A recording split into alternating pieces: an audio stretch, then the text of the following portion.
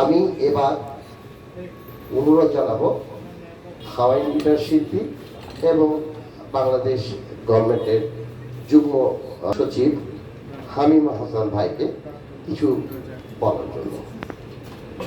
অনুষ্ঠান শ্রদ্ধেয় শিল্পী কিংবদন্তি শিল্পী মান্নাতের জন্মবার্ষিকী উদযাপন উপলক্ষে আয়োজন করা হয়েছে। এই অনুষ্ঠানের শ্রদ্ধেয় প্রধান অতিথি আমার সিনিয়র স্যার জনাব নাজমুল হাসান চৌধুরী স্যার, আজকে প্রধান অতিথি হিসেবে এসে আমাদের এই অনুষ্ঠানে ভাগবঙ্গের জন্য বৃদ্ধি করেছেন। আমাদের পক্ষ থেকে, আমাদের ব্যক্তিগত পক্ষ থেকে স্যারকে ধন্যবাদ এবং কৃতজ্ঞতা জানাচ্ছি।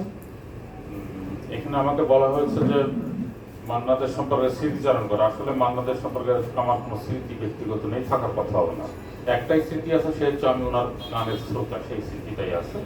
তো এইটুকু আছে। আপনি যখন বলছিলেন যে আমি যখন ঢাকা সিটি কর্পোরেশন ম্যাজিস্ট্রেট, তখন হঠাৎ করে আমার এক সিনিয়র স্যার একদিন ডাক প্রধান নির্বাহী কর্মকর্তা যে তুমি কি এই গানটা শুনেছো কখনো, যে মহিদুল নিখিলেশ প্যারিসে মহিদুল ঢাকাতে নেই যারা সব শুনছি।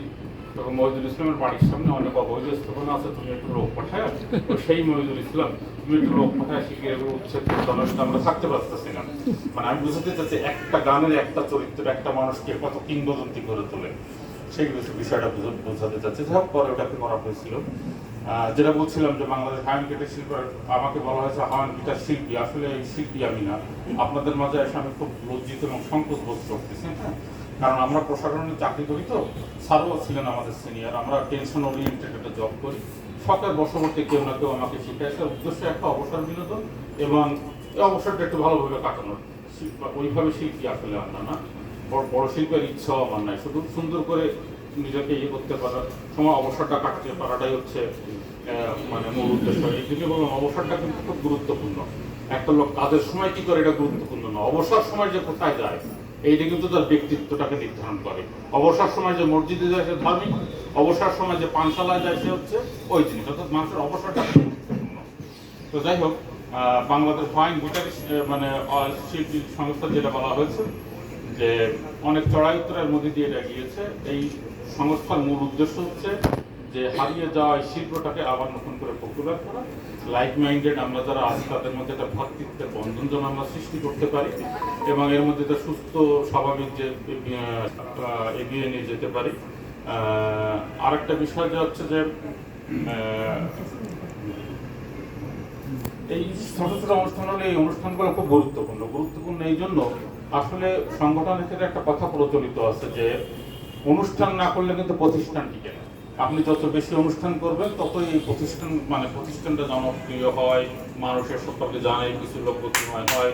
কাজে আমরা যত বেশি অনুষ্ঠান করতে পারবো আমাদের পারস্পরিক ভ্রাতৃত্বের বন্ধন বেশি সৃষ্টি হবে এবং এই প্রতিষ্ঠানটা এগিয়ে যাবে। এবং আমাদের আলটিমেট যে লক্ষ্য যে এই হারিয়ে যাওয়া শিল্পটাকে আবার মানুষের মধ্যে 60-70 দশকে অত্যন্ত জনপ্রিয় ইনস্ট্রুমেন্ট, যে এইটাকে যেন মানুষের মধ্যে নতুন করে আমরা জনপ্রিয় করতে পারি। আমি প্রশাসনের চাকরি করেছি বাংলাদেশের বিভিন্ন অঞ্চলে, আমরা কিন্তু এটা জানি না। আমি সত্যিকারে দেখেছি, আমি খুলনায় কাজ করেছি, আমি বরিশালে কাজ করেছি, সিলেটে কাজ করেছি। অনেক হাওয়াইন গিটার শিল্পী আছে যাদের আমরা খোঁজ জানি না। আমার বরিশালে একজন শিখাতেন, উনি ফ্যামিলি প্ল্যানিং চাকরি করেন, কিন্তু লোক অজিত এরকম কিছু একটা নাম। হ্যাঁ, উনি একজন দেখছি। খুলনা একজন আমি পেয়েছি, খুলনা গিটারে কাজ করতেন। কাজে আমাদের উচিত হবে এই সমস্ত শিল্পীদের খুঁজেও বের করা এবং তাদেরকে মূল স্রোত ধারায় নিয়ে আসা।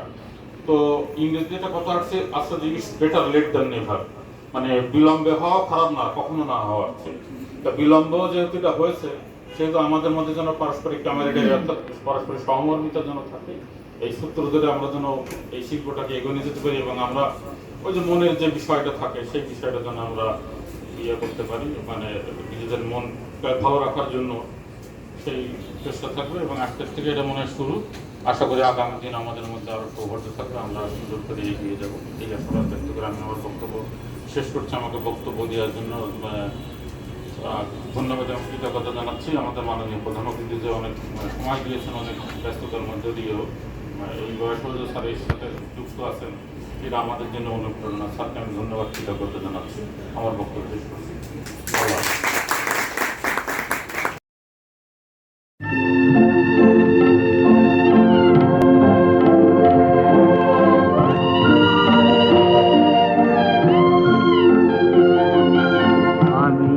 সাগরের বেলা